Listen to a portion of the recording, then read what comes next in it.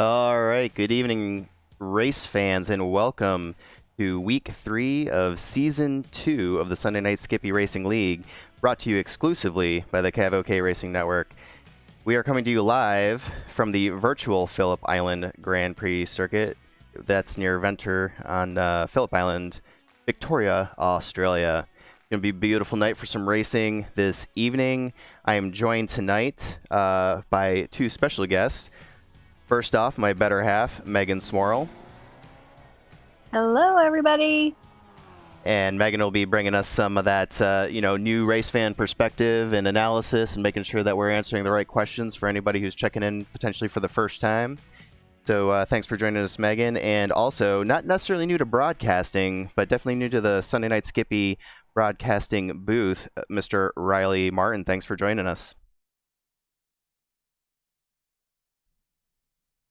And I think we may have lost Riley. Oh, there I am. I would just like to say, thank you for having me. I'm really excited to be here. Thank you everyone for tuning in. This is going to be a really exciting race.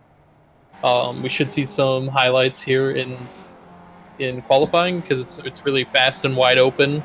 It's got a couple tight turns here at Phillip Island, but we should see some really exciting racing. Yeah, I couldn't agree more. The weather here is nice and cool. 65 degrees puts the track temp at 92 at the moment. It's a fairly long 2 and almost 3/4 mile track. Some good elevation gain. You'll see some nice vistas out into the ocean, and we're looking for some good tight pack racing almost. The draft is going to be very important tonight, and kind of got the information covered at the moment, but you can follow Riley at Super Casual Gator on Twitch, and you are changing that to what soon? Casual Gator Racing. Casual Gator Racing, excellent. So if you like to, Riley races a whole bunch of different stuff, everything oval, road, all different classes. So we look forward to seeing that. We are just starting right now the pretty unique, I won't say unique, but for compared to the public races, we do an open qualifying session here for the to set the grid. Sorry, I was trying to do two things at once there. We set the grid with an open qualifying session, so that draft is important even in qualifying. You're not getting that single car, you got the track to yourself sort of set up. Riley, in your opinion, what kind of goes through your mind when you're doing that open qualifying, especially at a track here where the draft is so important? You're going to definitely want to follow someone around the track if that's available to you, but you don't want to follow so close that if they make a mistake on the brakes or in a corner that you end up right on them. Just in that sweet spot where you're getting a good draft, but you can run your own lap, run your own lines. Yeah, and the important thing there too is the difference between the out lap, which on these new tire models could be a lap or two. Let those tires warm up, and then you get into your hot laps where you're really trying to set down some time. And the communication between the drivers is key, because if you do have somebody behind you who's on that hot lap, you really don't want to get in their way. Yeah, otherwise, absolutely. Tempers are going to flare before you even get before the green flag even waves. Right, and a key example is I just saw Jason Bice go off there at turn 2 on his first lap. And that's going to be key to those cold tires because he was running his line and all of a sudden the back end was just around and he was in the sand. Yeah, it's not ideal when you're trying to start the race there, but let's see. We've got a couple series regulars and some newbies racing today. We're looking live now at Pete Mabron driving that number 51, and he's got the the Old Glory paint scheme with that skull helmet, which you can kind of see from anywhere. Pete's been a series regular since last season, and he does pretty well for himself. If he's not in the top 3, it's kind of a disappointing day for Pete. Yeah, I think that Pete, obviously James is always up there. Edwin's a very, very fast guy on the track. I think we've got the league here to a point where the top 5 is always incredibly tight the whole race, and we see really, really nice wheel-to-wheel action. Yeah, and I'll pull up the strength of field here so we can get a sense for that. One good thing about the Sunday Night Skippy League, and I've mentioned this on past broadcasts, is there's quite a variety of I ratings, and you have guys like the people you were mentioning, Pete and James, Christian Perez, Edwin Vireno, who are up, 4,000, 5,000. Edwin's at 5,700 almost. And then you got guys like myself and Tyler Kirchman, Jake Ashe, down there under 1,000. So it's a good, the competition's great. If anybody's seeing this for the first time, interested in joining, there's going to be somebody in this field that you're going to be able to race against. And this is a pretty good field here. I'm trying to count it up. We got 27. Am I counting that right? Let me check on that. Yeah, I think we got 28. We have 24 currently with a qualifying lap down. That's pretty impressive. It's going to be tough to make it all the way through the field and give everybody some time here. We'll check in with Steve Dewar, and I just want to say too, up on the left side of the screen there, we've got the timing tower for the current qualifying times. And as people set their laps, you'll see them pop out the right side of that timing tower. Green is a personal best, magenta is track best. So obviously you would expect to see that, or session best, so you'd expect to see them pop up to that top spot, which actually Bill Groombridge sitting on top in pole position right now. So good run for him so far.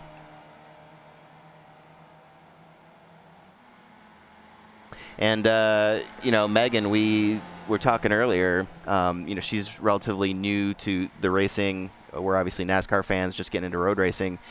What Megan finds important when she's starting to look for a driver to root for, A, personality, and B, paint scheme. So have you seen any paint schemes that are sticking out to you today, Megan? Well, so first and foremost, Carrington Wilmer. Okay, that's fair. Let's because he's got his safety look on, which I love. You do like safety, yes. I'm all about the safety. Let's see here. James. Oh, you do. Oh, somebody's around. Oh, hopefully it's not somebody I care about. Yep. I care about all of you. I'm just kidding. So you were talking about James, and he is in the 2 Labs Racing, right? That's his race team. I believe so. Yes. And I love dogs, so that's really all I care about. There you go. So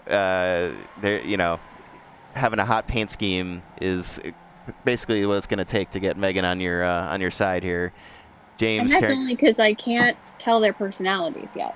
So Clint Boyer's my favorite race car driver, and so anybody out there that's got a Clint Boyer personality is definitely going to be on my top list. I mean, that's a high bar, I gotta say. That's going to be a tough bar to clear, but we do have some great folks, great personalities out here racing tonight. Let's check in with Chris Stewart in one of my favorites, the Chick-fil-A 15. He's running in the top 10 at the moment. Doing pretty well for himself. And hey, Riley, who do you got for tonight? Let's hear your picks. You got a podium spot, or what do you got going on? All right, so I can give you a quick rundown of who I think will take the podium spots. I think a real dark horse in our league, someone who doesn't get focused on a lot but has a lot of pace in their car, is Jonathan Dance. He's had a lot of really good finishes in our league, and I think that he has a good shout at the podium tonight. I don't know if he can take a win from my pick for tonight's winner, and that is going to be Edwin Vireno. I think he's due up for a really good finish. He's constantly running the skip in the public races, and I think tonight's going to be his time to shine. But I think Jonathan is probably going to be battling with Pete and James and Bill for those other 2 podium spots.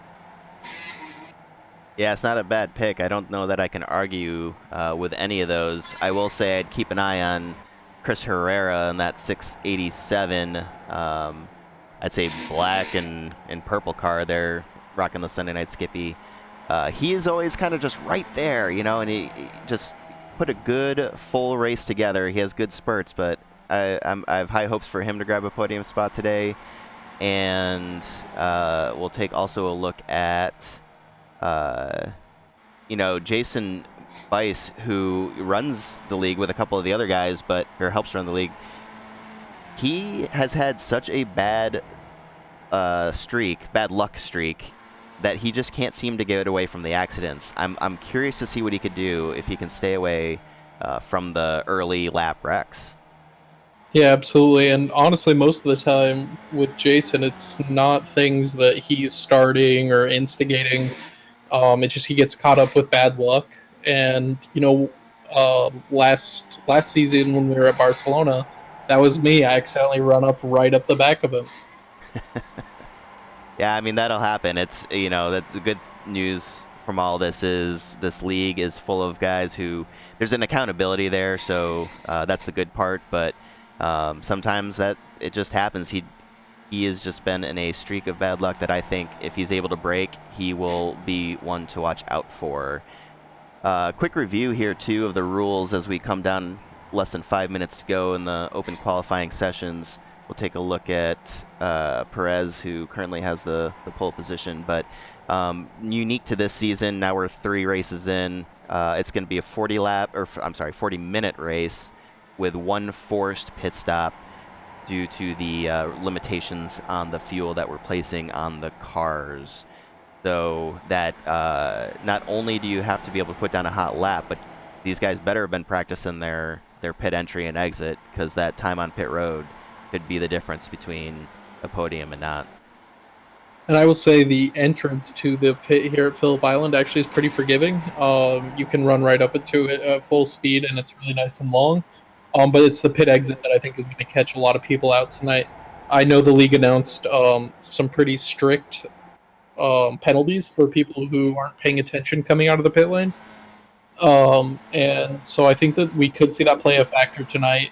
Guys trying to get out of the pits as fast as possible, and coming out right in front of guys who maybe got the undercut on them. And I think that's something to watch out for here as the race will progress. Yeah, kind of nice little wrinkle to a Sunday night, or to the Skippy races. You don't really see that in the public races, so that's kind of unique to the league, which I like to see. I know some of the drivers kind of don't like it as much, but I think it adds a little bit of strategy and, you know, rewards the folks who have got a little bit more of a repertoire than others. So I think Carrington finally got on track here. Look at that slick paint scheme, people.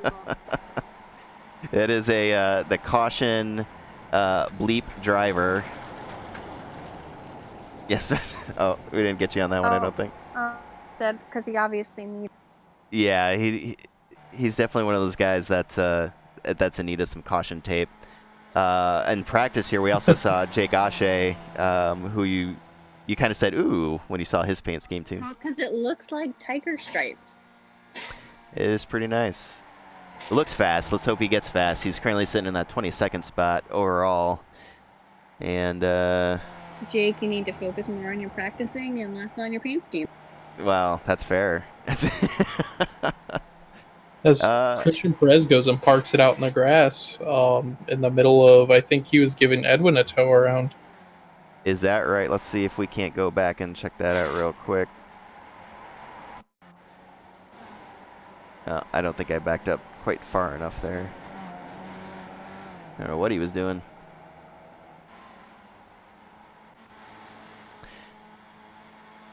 Let's see, who else can we talk about here? McMurphy just jumped up to the 6th spot. Nice job for Lindell there.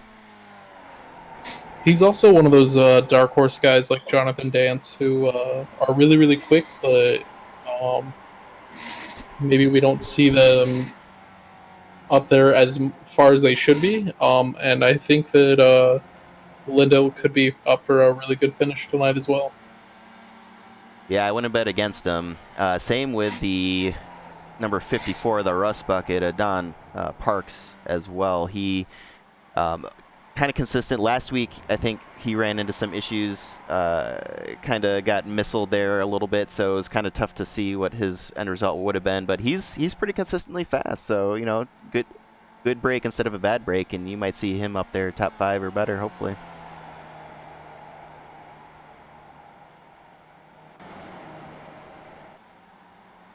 One of my favorite paint schemes, the 246 car V and Whirl here. He's got the Sunday Night Skippy sponsored black, red, and white. I think that looks pretty slick.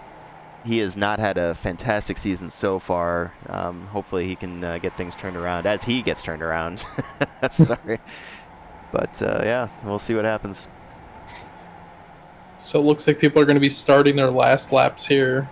So we're going to start to see how the field is going to shape up for this 40-minute race. And just so if you're new to the open qualifying setup, it's very similar to how the race is going to end. Once that 15 minutes is up, if you're out on their lap, you're good to finish, I believe. Otherwise, your laps are over. So we'll watch the pit lane exit here as people come across the finish line, setting the last of their hot laps.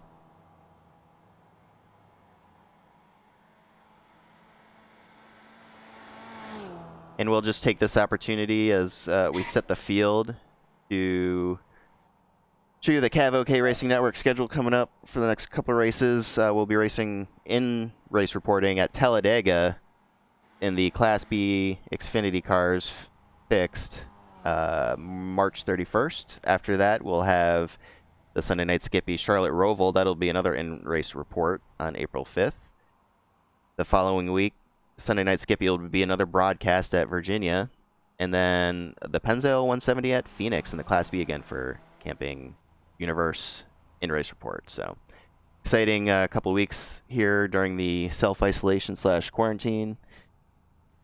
Can you explain for those that don't understand what in-race versus broadcast? So I will be racing with the help of my lovely wife, doing the commentating and broadcasting versus mostly making fun of you, but okay. Mostly, exactly right, and rightly so. And that's in a juxtaposition to what we're doing here, more of the television style broadcast.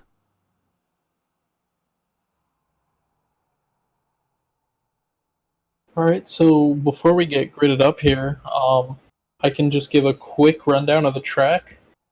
So our pit straight here at Phillip Island, located in Australia, is called Gardner Straight. Then it goes down into a long sweeping right-hander into turn 1 called Doohan Corner. And then down into a very long open hairpin called the Southern Loop. Up into turn 3 called Stoner Corner. Followed by a much tighter hairpin named Honda Corner. Up into Siberia, which is a long left-hander. It gets you turned around completely to a 180. And that corner is aptly named because if you get it wrong, you're off into the wall. And then up into turn 7, which is just a small kink that leads up into a right-hander named Haitian. And then you go up the hill into a very, very long left-hander called Lukey Heights, down into the tightest corner of the track, named MG Corner, and that is a very tight hairpin. And then you can leave the car completely wide open from turn 11 to 12 back down Gardner Street, and that'll complete a lap here tonight around Phillip Island. Outstanding, and we'll be able to go along board here during one of those laps if things are calm enough, although hopefully not. Hopefully we've got plenty to talk about. Here's our starting lineup for tonight. Perez sits on the pole. Congratulations. 145.728 for him, followed by Villarino, Hauser, Groombridge, Mabratton, Bowers, Dance, Remus, McMurphy, and Herrera round out your top 10, followed closely by Bice, Parks, and over here, maybe.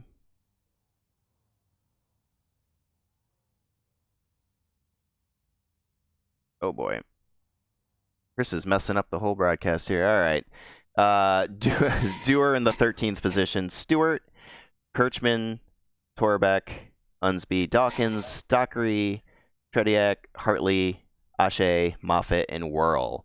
What a field. 24 drivers are going to take the green, it looks like. Although, no, wait, I'm sorry. There's even more. Schloss in the 25th, Wilmer, 26th, and then you can see Martin and Smorl. Somehow... How are those guys snoozing at the end there? Somehow you beat me, and I don't know how. Well, you've got the higher number car per the usual. So, yes, I do seem to have a jinx there when it comes to getting the high numbered cars, and we are about to go green. Perez, let's take it. Green, green, green. And it looks like a mostly clean start here from the field. Everybody got away with a decent pace.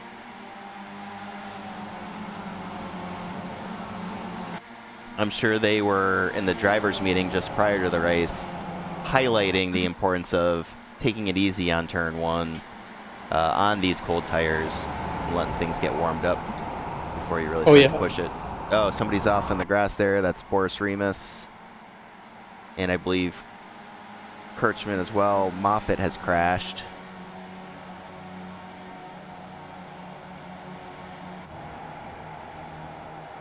So we do have some early shuffling in the back of the pack.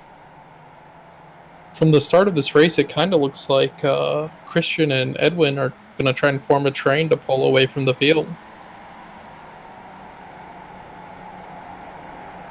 Being teammates, it does make a lot of sense, although Hauser and Mubran probably having none of that. No, they're very fast. They're gonna try their best, and you can see that things are starting to slice out just a touch, and it's so hard once you lose the draft of that car in front of you to really to get that back. So we'll look, you can see that a little bit of gap forming behind Pete in that 51 back to Bill Groombridge, but we won't write anybody off just yet. About 7/8 through the first lap. And are Christian and Edwin the first official team that we have running? I believe so, as far as I know. Ooh, explain what that means. Well, they run together. Yeah, you go for it. Oh, no, I was going to ask if you wanted to go ahead. They run together.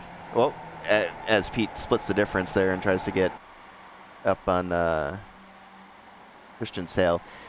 They run together. You can tell that they got the same paint scheme there, so think of it like a Team Penske sort of thing going on there. And they do often, they'll probably go right from this into a public race to follow, and tell them running together as well. They're both very fast drivers, very well known in the Sunday Night Skippy, or I'm sorry, the Skip Barber world. So we are lucky to have them race with us and be able to teach us things as, you know, some of us, you know, myself included, less skilled drivers try to work our way up to the front of the pack.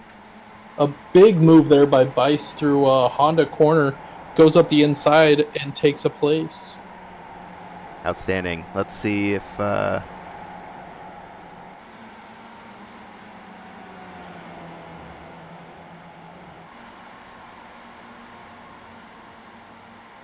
get the replay on that. We've got tight racing going on in the top 3 for that podium spot.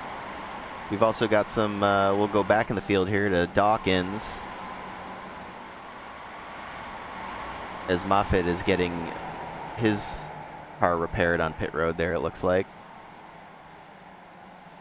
Wilmer takes him 3 wide. Man. Yeah, Carrington's one of those guys. He's not he's not afraid to take a risk to gain track position.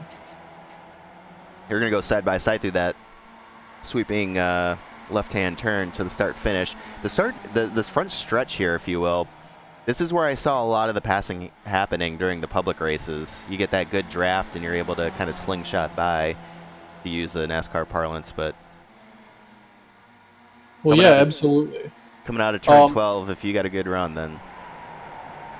And I think one thing that really plays into it is nobody wants to go too wide into turn 1, so it kind of turns into a game of chicken for the drivers on who's going to back out first. Oh, we got another car off the track there. Like Ian Worrell.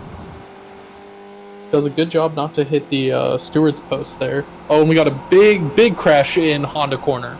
Big crash in Honda corner. Who's involved? Let me see here. I believe that was Groombridge and Bowers. All right, let's take a look. Got the replay up. There's Bowers in the 76. Oh yeah, they just kind of got a little bit of an accordion effect happen there. It looks like 10 let up on the gas there a little bit. We'll go on board here with Mike Bowers.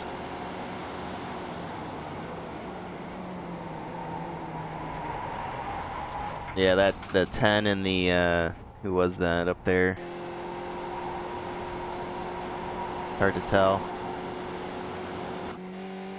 But a good job by the rest of the field to go around them cleanly there. It looks like everybody kind of followed Chris Stewart around the outside of that accident. Yeah, something that had been discussed a lot is clean re-entry back onto the track.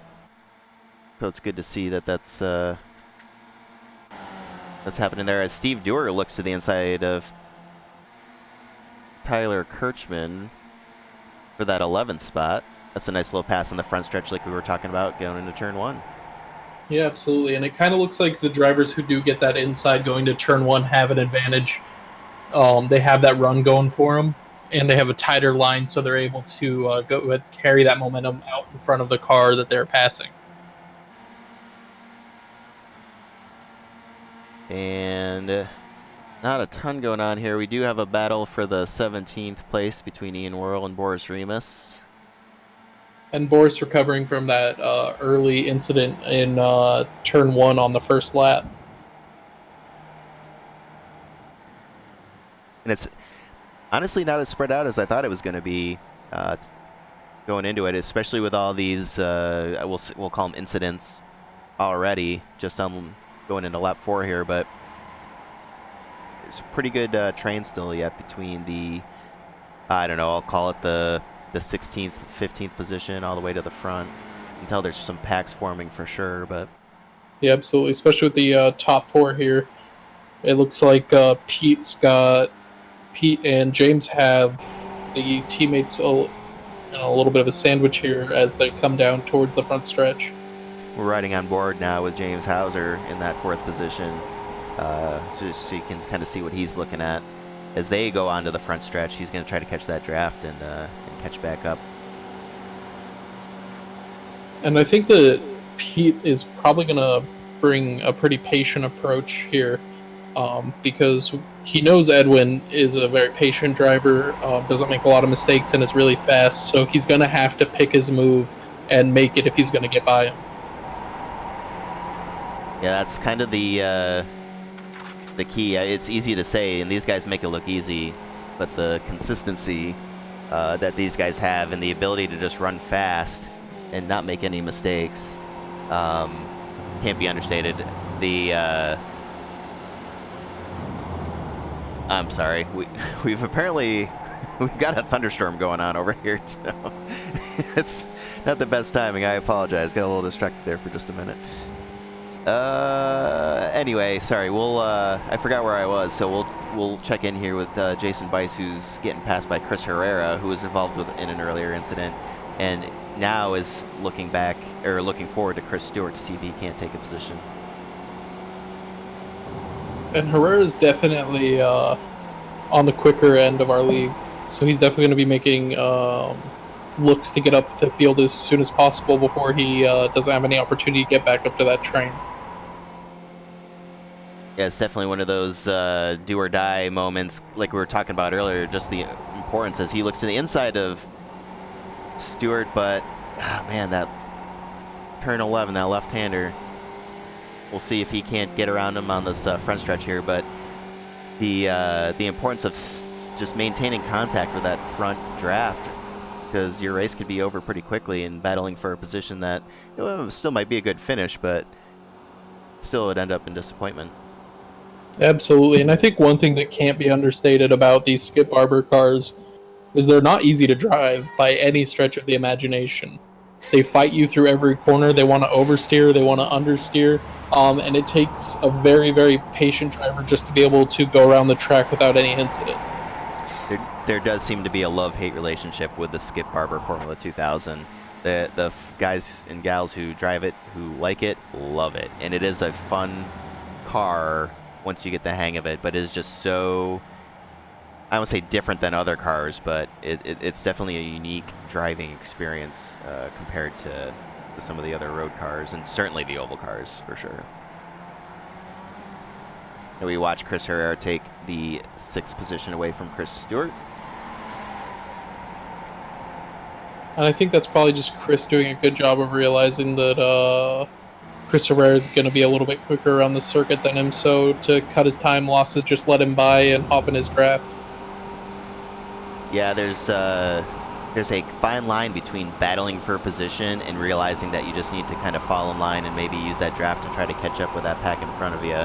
The more battling, it is important to battle for position. Not going to say that you are still racing after all, but at the end of the day, it's going to be all for naught. Oh, and Chris Herrera's off just a little bit. It's going to be all for naught if you guys are battling back half a lap back from the leaders. Yeah, absolutely. And it looks like he just caught a little bit of AstroTurf there on the outside of MG corner. Shouldn't affect his run here down the main straight too bad. But I think Chris Stewart's going to get a look here. We got the chopper cam up as they enter turn 1. That's a pretty good line by Herrera. Although Stewart's got a good run off. And Jason's just kind of sitting back there, enjoying the view for the moment. Probably pick his spot. And I think one thing that really speaks to how good of a league that Jason Bice and the people in our community have built is the top 10 right now are within 4 seconds of each other. And you don't see that in public races very often. And I think that it really speaks to the integrity and the skill of the drivers that we have in our league. Couldn't agree more. I'm kind of wondering what happened here. We seem to have formed a pack with McMurphy and Parks. The team of Stewart, Bice, and Herrera have joined them.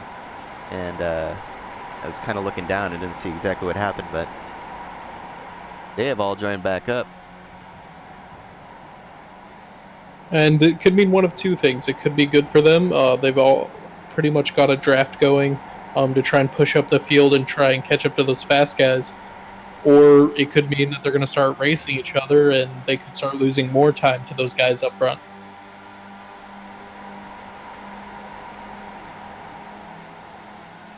Let's take a look back at some folks we haven't got to talk about too much. Steve Dewar's being hunted there by Tyler Kirchman.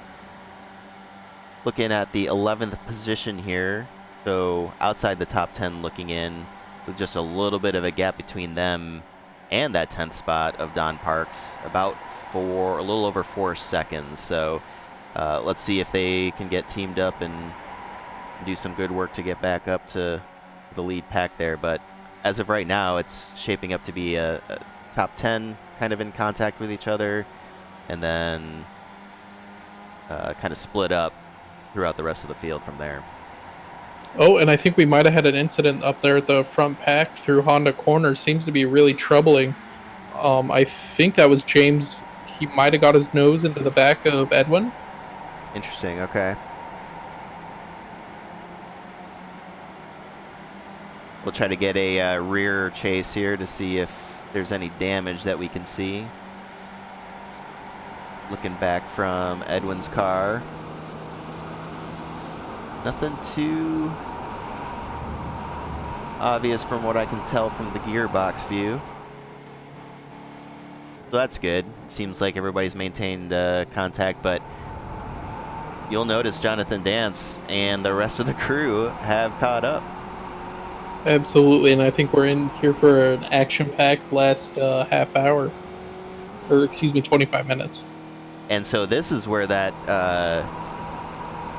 pit stop strategy, not so much strategy, but ability, I'll say. Because there is only one pit stop, and that's all you get. And there goes James with a huge run up. And he's going to pass all three of them going into T1. Yeah, that was a boss move right there. I don't know what...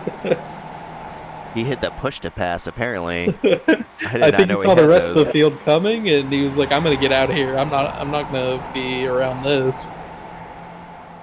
Let's see if we can't, just real quick here, and I'm probably going to miss some good stuff, but we'll go on board with James.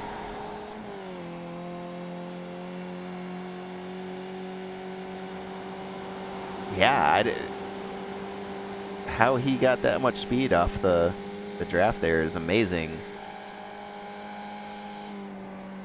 And it looks like the lead pack makes it clean here through Honda Corner this time around.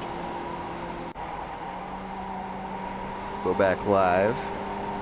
But yeah, that was they might need to check his car for nitrous after the race, because that was something else. I would like to blame that on, you know, Mabrat, Perez, whoever, Chris Herrera there slowing down, but I didn't see anything to indicate that was the case. So it looks like your pick Herrera here has got past Edwin.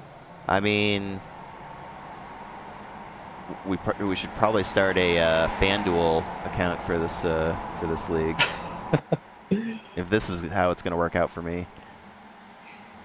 All right, so it looks like they got strung out a little bit. Let's give some love to the people further in the back. Jonathan Dockery, we'll check in with him, and Boris Remus as Boris looks to the inside coming around turn 12.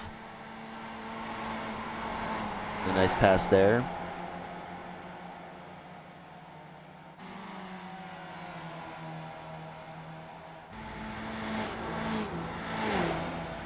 I think one person we should get a look at here is Carrington Wilmer, up 13 spots into 13th right now, only 9 seconds off the lead.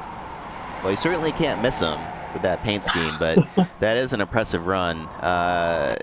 Yeah, he qualified in the back. I don't honestly remember what time he put down. He may have not qualified and opted to try to start in the back. So that is makes it all the more impressive that he's now sitting in that 13th spot.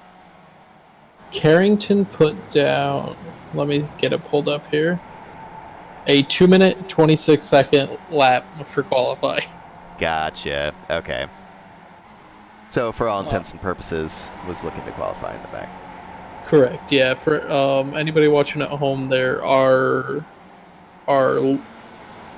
leader who took pole, Christian Perez, ran a 1:45.27. So almost a 45-second difference in those laps there. Take this opportunity to just remind everybody, if you're watching on one platform or another, we are simulcasting on YouTube and Twitch. CAVOK Racing, you can just search for either one, CAVOK, CAVOK Racing, and you'll be able to find us. Carrington kind of stunted a little hot or hit the brakes a little too much. I'm not sure what happened there. I don't know why he'd be hitting the brakes too hard, but maintaining position with Jeff Torback right behind him. Just that gap between him and Tyler Kirchman expanded just a touch.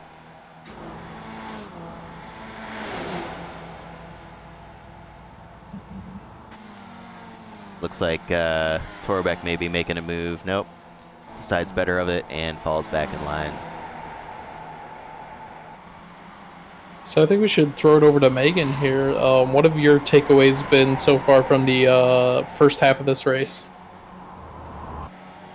I wish I was able to pay attention more, but because of the thunderstorm, our 5-year-old was freaking out along with our dog. So I was tending to that for about the last 10, 15-ish. Yeah, I mean, life comes at you fast when you're, you got a 5 and a 3-year-old. but we thank her for doing that. So that freed me up to be able to sit here and talk with you guys. But we've got just to catch Megan up and anybody who's just joining us recently.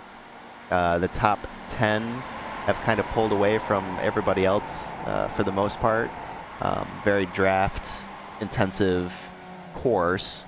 So it'll be interesting to see. Steve Dewar is leading that second pack. If he can drag them to get back in contact with that top 10 grouping. And then back from there, obviously, you can see on that track map just kind of a scattering of people. Couple incidents, nothing too crazy has been happening, but I would say, okay, so we're about halfway through now. If you could change your pick for winners, Riley and Megan, would you do it? Would you pull somebody out of the garage and put somebody else in? I think my money's still on Chris Herrera. Yeah, he's coming up on James here really quick, and if I had to change my pick, I think I might go with Chris Herrera. But James is just always a threat to win every single race. He's got that car figured out from every nut and bolt on it, so I think if I was going to change my pick right now, I think I would go with the safe bet. I think I'd put my money on James. Well, I think I picked James from the beginning, so I think I'm going to stick with him. But although Carrington, as you all have mentioned, has really gotten back into the field, and it looks like he's in 11th place right now. So he's my close second for a dark horse winner. All right, well, I mean, James looks like he locked up the brakes there just a touch, which may have set that lead pack back just a little bit. So we'll see if now Dewar and Wilmer and Torbeck and the rest of them can take advantage of that. Time will tell. And I would like to point out here we have Chris Stewart in 5th. He's typically an upper middle pack guy in our league, so to see him running up there with the top 5 is pretty exciting stuff. Yeah, he's up 9 positions from his starting point.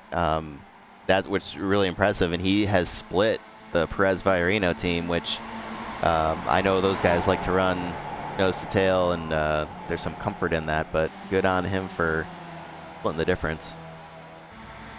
So with draft being such an important thing for this specific racetrack, to me that would seem you maybe would see more wrecks here. Were you seeing more wrecks in the public races than the races here today with the league?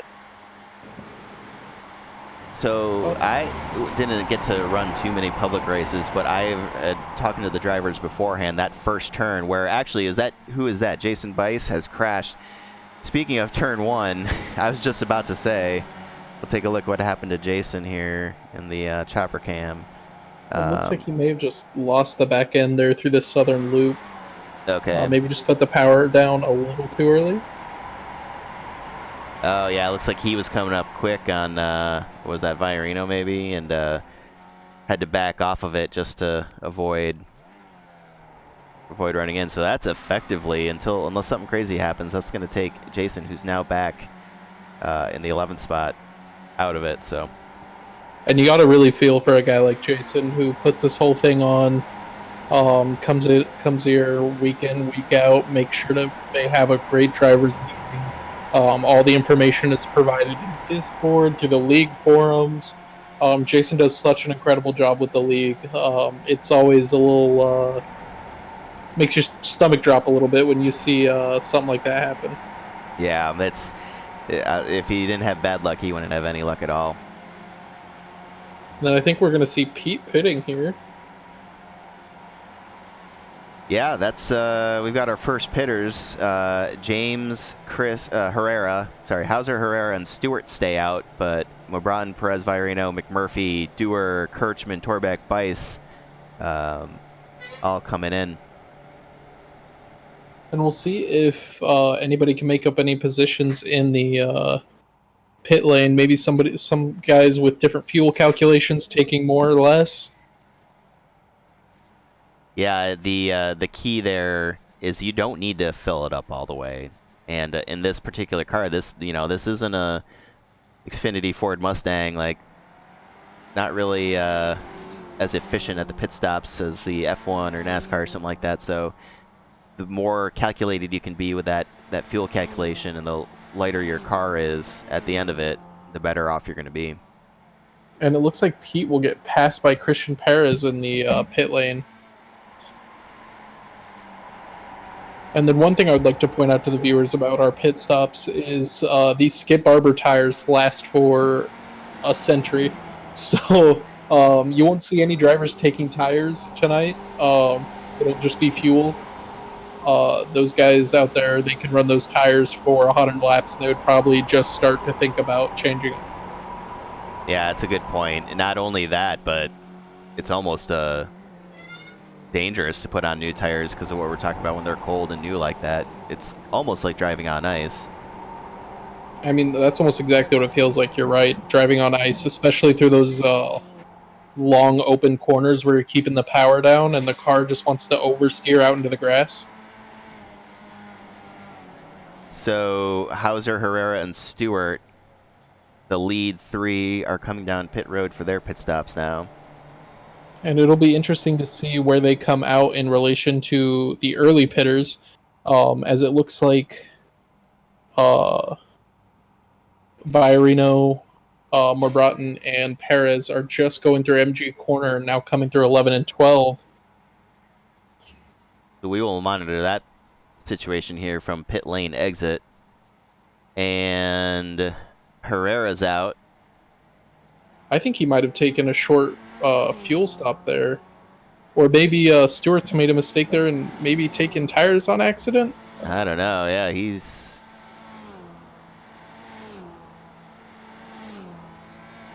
slow out of the gate. That's going to put him... I think Bice got back by him there.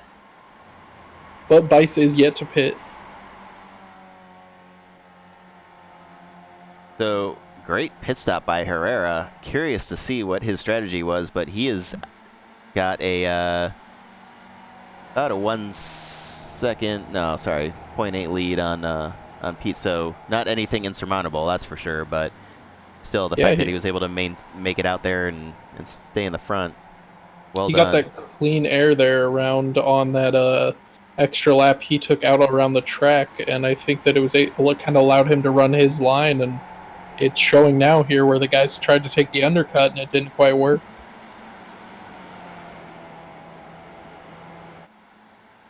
As things get settled out here,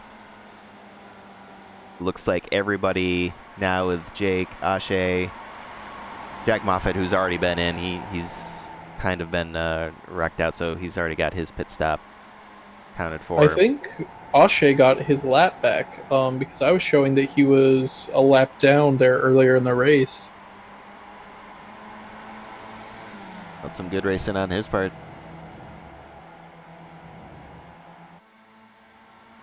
And another thing I'd like to point out here is we only have 2 drivers a lap down so far. So we've seen a really clean race so far. And Mobratton's going to take the inside lane through turn 1 with Perez hot on his tail. It's going to put Herrera back in the second position. I got a feeling these guys are going to just be trading barbs here for the next 12, 13 minutes or so. Absolutely, and I'd be curious to see what happened with James here and how he ended up 4 seconds back in the leaders. That is interesting. I'll go through the... see if we can't get with the editors here and see what happened.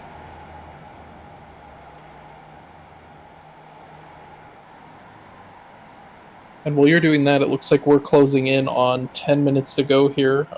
We're 16 laps into the race. And just for the viewers at home here, the way that a timed race works here, if you're not familiar, is when the leader crosses the line, when that clock is either at 0 or less than the time it takes for the leader to do 1 lap, the white flag is thrown for the last lap. Yeah, it's very different from the what you're kind of used to, what I'm kind of used to, I guess I should say, where it's just number of laps. But not that traditional throwing the white flag style event. Right, but I think it makes things really interesting, and it brings a different strategy when you don't have an allotted amount of laps that you're going to be running in a race. Yep, and that is something that I have not wrapped my head around, obviously, but these guys seem to be doing all right. Top three, if they keep battling like that, that's going to give Ireno an opportunity to sneak back in there.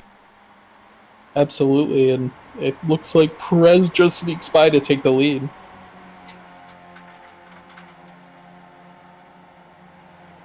We'll look back here at Carrington Wilmer and Chris Stewart, and I'll tell you what, I've only done a handful of these broadcasts, but it seems like every single race that I do, Wilmer and Stewart seems to be a call that I make a lot. These guys are very evenly matched. Absolutely, and it seems like week in and week out they're battling each other for position on track. And I know that they are pretty good friends outside of the race track, so it's good to see that they're going to be able to show each other respect, especially when they race each other so much. That's true. I guess right up until the very end. And then all bets are off. And one thing I'd like to point out also to the viewers is, I'm sure you'd covered this in previous broadcasts, but a couple changes from our inaugural season here to our second season is we changed from a 30-minute format to a 40-minute format. And then, of course, that forced pit stop, the mandatory pit stop for the drivers. So, Megan, is there anything, we cover some NASCAR stuff, and that's what I normally race, the oval. Is there anything out there you think the viewers would be curious about? So the one thing that I'm curious about, and it's based off of something that we learned today during the race that we watched, the NASCAR race we watched, was relation to the kind of restart that they get when they crash out. So what's the equivalent of that or is there an equivalent of that in this type of league? Yeah, so what you're referring to is the fast repair that they've been running in both the Indy and the NASCAR. I'm not sure how it runs with the F1 because they're using different software, or a different game. We do not use the fast repair in the Sunday Night Skippy. So if you get damage, then that's it. Your car is what it is, except for the fact that you can bring it into the pit and try to get it repaired. But there is no fast repair. I believe we actually were running a fast repair in the first season. So that must be a change here for the second season as well. Well, if there, I mean, that actually, now that I'm saying that out loud, maybe it's incorrect. I don't, luckily in the couple of races that I've run, I haven't had to use it. So maybe it's just that I don't know. Right, absolutely. You know what? Actually, I can just do this and see if we have one. We actually do have one fast repair here with the Sunday Night Skippy League. Well, I stand corrected. We get one fast repair. There you go. So basically, I meant to do that for you. I was trying to trick you. I knew the answer.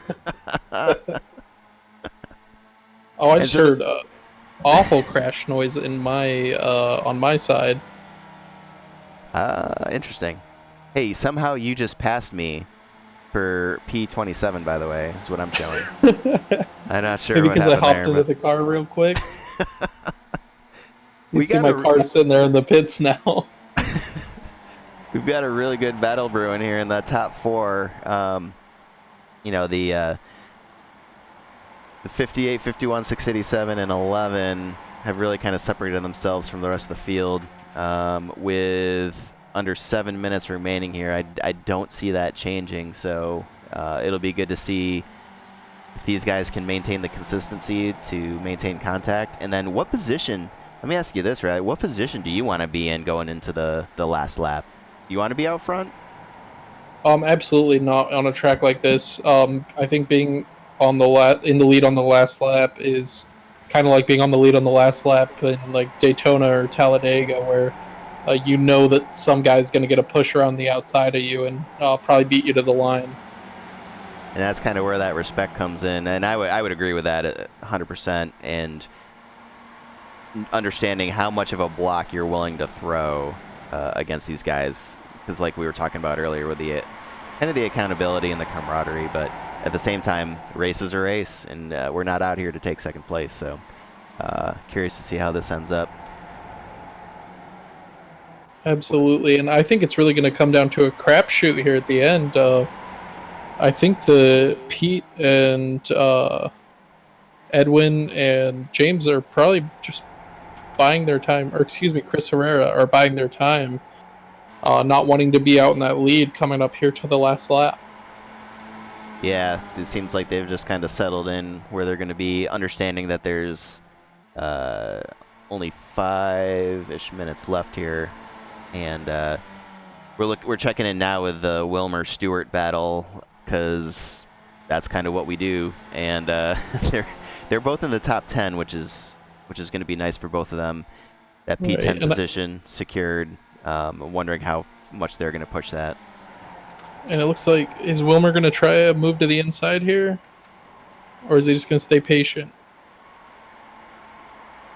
I've never known Wilmer to be patient, so we'll see how that goes. It looks like he did wait up. Curious to see what happened to Bice and Torbeck. I see them off the track. I see Torbeck's in the pits. I don't even see where Jason went. And it looks like Jason is also currently in the pits.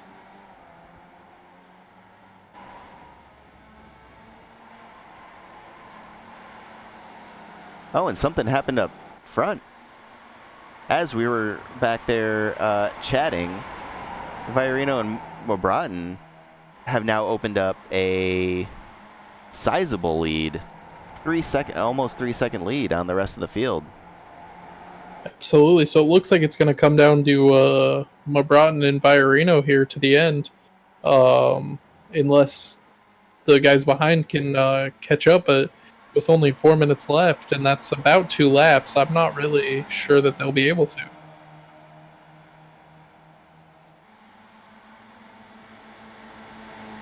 I think we may get the white flag here next time around. Yeah, we're running, what, 145, 150, something like that for the lap times? Yeah, something really close to that, and it looks like they crossed the line with about 3 minutes and 30 seconds left in the race.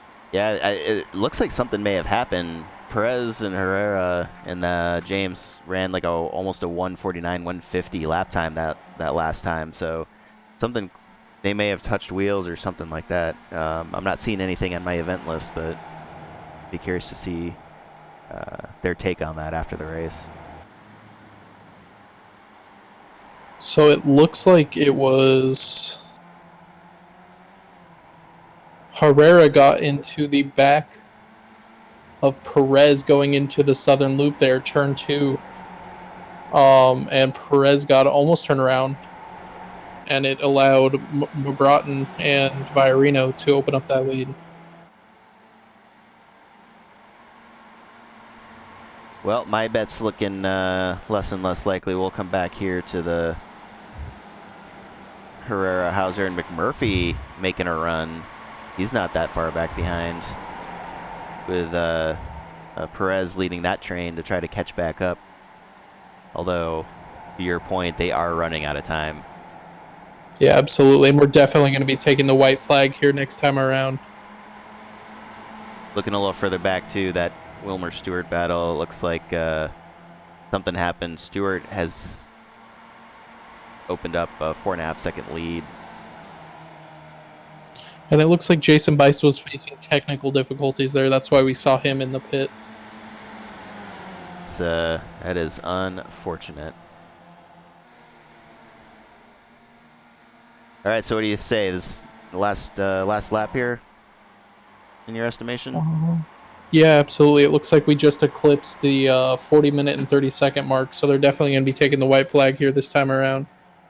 All right, well, we're going to tune in here then for the battle for the win with the 11 and the 51.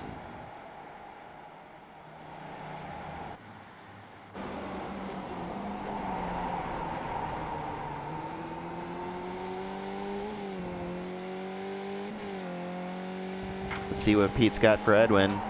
We're riding along with Pete.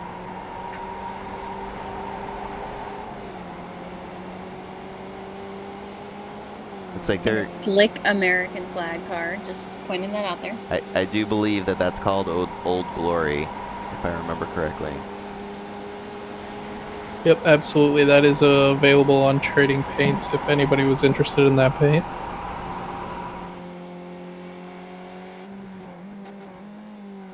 Pete looks outside. He looks inside. What can he do? What does he have for Edwin?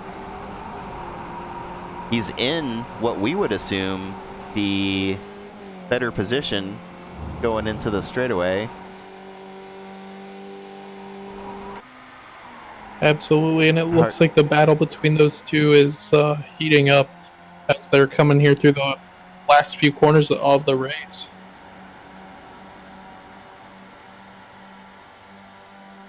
And they beat the time. There's going to be one more lap. I think what I am watching may just be a little bit ahead of yours. Okay.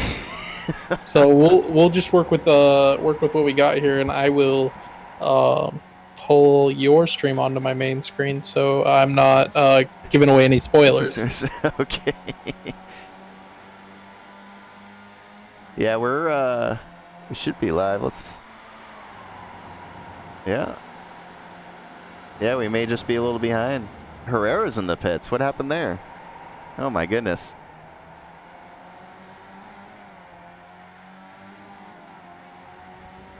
It looks like Broughton was a little bit later there on the brakes through Honda Corner, and he's able to clear Viorino. Well, now you got to wonder though: is Edwin in the favorable position? It looked like Pete had a good run and timed it just about right, but the clock just wasn't cooperating with him. So they're coming around here coming around turn 10 on my stream, just so you're aware. Yep. They're going to come down here through MG Corner right here, and we'll see if Viorino's going to stay patient and try and just make a run here off of 11 and 12, and it looks like that's exactly what his plan's going to be. And it looks like Broughton may have spun his tires a little bit there on the AstroTurf, so we'll see if that plays an effect here as they run to the line. Does he have it in him? Edwin! Boom! Pulls it out right at the end, 0.026. Oh, man. And we'll look back here as people... A fantastic win for Viorino there. Woo! Man, I don't know about anybody else, but I was sweating that out. That was really, really good. That might be the closest finish we've had here in the Sunday Night Skippy League. Woo. It looked like, did Dewar? No, Remus pulls it out over Dewar. Oh, man. It looks like Chris Stewart will finish there ahead of Carrington. I didn't quite get an update to see what might have happened because it looks like Stewart did finish quite a bit ahead of Wilmer. Let's see, who else do we got on track here? Hartley comes across the line, followed by Groombridge. Mike Bowers and Torbeck.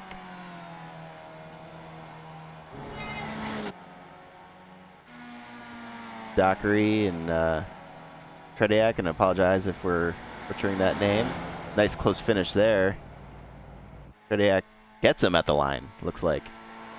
And Chris Herrera, my pick for the race, bringing it home in the 20th position. Curious to see what happened there. Yeah, he was running right up there and challenging for the lead like you were talking about. And he's running a sister paint to Jason Bice there with the pink to Jason's green. Well, ladies and gentlemen, we do have official results up. Viorino takes the top spot. He is the winner in a close race, with Pete Mabron taking the second and James Hauser finishing up the podium. Perez McMurphy finish out the top 5 with Dance, Park, Stewart, Wilmer, and Remus, our top 10 for today. Also good runs, though, by Dewar, Dawkins, Kirchman, Hartley, Groombridge, Bowers, Torbeck, and Tretiak. Sorry. I think you got it right the first time. You're all right. Tretiak. I think you're just trying to say it all one of them. ways. One of them's right, I'm sure. Dockery, Herrera, Schloss, Unsby, Ashe, Whirl, Moffitt, and Mr. Bad Luck, Jason Bice. So, and then of course Riley Martin and Christopher Smorrell, who did not run. We finished 23 laps down. Not ideal. Not ideal. Well, what'd you think, Megan? Pretty good race? Yeah, it was a lot of fun to watch. Any takeaways for you, Riley? I think the last few laps there got really interesting. We saw quite a few gaps open up and incidents happen that we weren't quite expecting when we saw that pack so tight together with only a few laps left. But I mean, what a breathtaking finish there and a fantastic win for Viorino. To be able to pull that out, and I think it might have been that little wheel spin on that AstroTurf that Cosmo Broughton to lose to that run there from Viorino at the end. Yeah, sometimes that's all it takes, man. I'll tell you what. There's one guy waiting. Let's see if we can't pull Ian Worrell. He ended up a lap down, but he said he was willing to be interviewed after the race, and I'll pull him in and see if he may not be expecting it. We'll see. All right.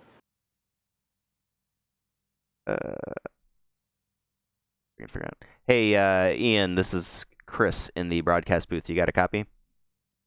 It looks like he currently has us muted and deafened. Definitely does, doesn't he? Let me see if I can't send him a quick message to let him know. All right. Well, we're doing that. Just want to thank everybody for stopping by and checking out the race. Pretty entertaining stuff, I'd say. And yeah, we are getting confirmation that Jason Bice had some VR issues, which, I mean, that is one of the downfalls of the iRacing setup. Is you could have those technical glitches that you wouldn't have in a real race car, and that's the end of your race, unfortunately. But we'll see. We'll give Ian one more chance here if we can't get him undeafened, unmuted, and let's see. Other than that, it looks like we have Edwin in general, maybe. I know. Well, I did not get confirmation from him ahead of time, so I didn't want to bring it on Edwin. He had a heck of a win, but I also don't want to scare him away from the league if he's going to be pulled into interviews outside of his comfort zone there. But yeah, no, if you're watching this and you're not in the league, Sunday Night Skippy, we run every Sunday night, 9 Eastern. Open practice starts at 8, and we'd love to have you. Like, you saw a very wide range of skill levels, some really awesome racers who are known in the Skip Barber world, at least in iRacing, and then obviously guys like me who are just trying to learn. And it's a good supportive community, active Discord and all that. So check it out, search it on iRacing, and yeah, come join us on Sunday nights. Yeah, absolutely. And thank you, Mazda Man and Ricky, for the compliments on the broadcast. We appreciate that very much. Yeah, I'm surprised. That Ricky's my father-in-law. I was sure he would. I think he told us beforehand he might not make it through the whole race, but I'll tell you what, that was some good racing. So I don't blame him for staying up and watching. But it was definitely because Riley was interesting to listen to. It was not me. I can promise you that. Well, thank you for that. I appreciate that. Man. Well, any last thoughts from you, Riley? I think we saw a really good race. That's the usual here from the Sunday Night Skippy guys, and I'm excited to hop back in the broadcast booth with you guys next week. Yeah, that would be fantastic. We look forward to it. And just as a reminder, I'll try to pull it up one more time here. We will be, I say we, I will be racing. Megan will be helping out with the man. Still trying to learn how to work this thing. No, it's not gonna let me. Anyway, Tuesday night coming up, we're gonna be racing Talladega. We got some Sunday night Skippy guys racing with us: Steve Dewar, Carrington Wilmer, Don Parks. We're gonna be going over to the Camping Universe side of things and race with them at Talladega, which is always a good time. And I encourage you guys to tune in if you like what you saw. Other than that, I hope everybody stays safe out there. Any last parting thoughts, Megan? Just a shout out to all those spouses, wives, significant others out there. This is a way to get in touch with what your husbands or significant others are doing. Enjoy watching what they're doing, learn a little bit about what their hobbies are, and get out there and just share some time with them. Especially when we're kind of isolated, and you'll get that opportunity. Also for families out there, as Chris mentioned, my father was watching us tonight, as well as Chris's parents. So shout out to them as well. Just another thing to go to show you that, get your families involved. They can certainly watch our broadcast. We'd love more the merrier. Hey guys, how y'all doing? Ian. Ian. We found you finally. Hey man, so probably not the result you wanted. It looks like you ended up a lap down. But how was it? It looked like some fun, fast racing out there. It was great fun. It really. I just have to put the complaint in that Steve Dewar keeping oil on the track and making fin. I'm sure You were breaking up a little there. You said you got caught in a Steve Dewar oil slick? Well, I like to call this just my own bad driving. Okay, fair enough. Oh man, well it was fun to watch you guys race, and every time I do, I enjoy the broadcasting piece of it too. But it always kind of makes me want to a little regretful that I didn't hop in there with you guys. But what are you looking forward to next week? What's our next race up? So, gosh, I'm not even sure yet. Have a quick check, but at least it's not going to be an ice rink. I mean that one. That always my bane of my existence. Really. we've got Charlotte Motor Speedway next. Charlotte Roval. I'll be running that one with you guys, and I'm excited. But I ran a couple practice laps, and I was quite a few seconds off the pace myself. So I don't know if you have any experience there, but if you don't, maybe I'll be running in the back with you. I've run a few MX5 races, never done. But we'll see. I mean, hopefully, unfortunately, real life has been charged for the last few weeks, so I haven't get practice sessions yet. But maybe with practice, get a yeah, no, first day. It's a really good point with the way things are right now. There's the goodness of iRacing, I think, is just trying to bring that social interaction where there is none and a little bit of normalcy to it. But at the same time, it is tough. Like you said, real life does get in the way, especially for some of us in our jobs. So you don't get the reps in like you normally would. But luckily, we've got, at least to me, a pretty good crew to run with who's fairly understanding of that. We do, and I mean, hats off. Really generating 9 sets of racing folks. I got so frustrated. Dive bomb pub racing, Wild West out there, and with this group, there's so much respect for each racer. They plenty of room. Very quick to own up to mistakes. So it's a real, I really enjoy it. And I know that you Riley saying, I believe I don't know, saying family, and can't recommend enough. Have an itch to see how fast it can go around the asphalt. or like me and jump in and so much. Well, that's awesome, man. Riley, got any questions for him? No, I don't think so right now. Just glad to see that, like you said, everyone showed a lot of respect out there tonight. We didn't really see any dive bombs, and I think that you guys did a fantastic job running a clean race, and that's always good to see and good to broadcast. So we appreciate you putting the effort to be out there tonight, Ian.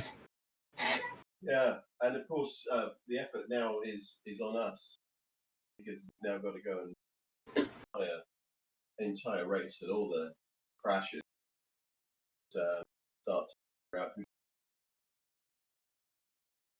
go, and that all seems to work really.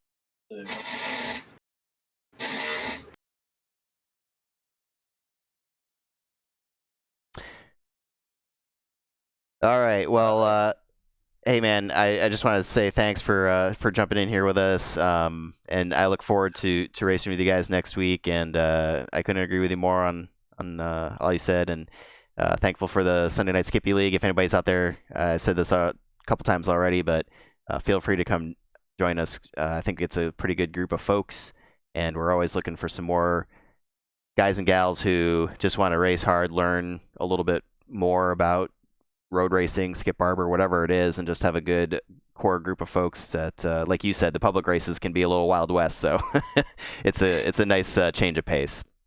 Absolutely. All right, guys, take it easy. Thanks for the podcast.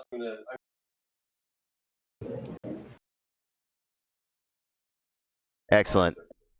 Take care. Take care, Ian. We'll see you around. And all right, with that, I'd say it's been a fun night. Thank you to Megan and Riley for joining me in the broadcast booth. I look forward to next week, and I guess we will see you guys around. Absolutely. Thanks for having us. All right. Stay safe, everybody.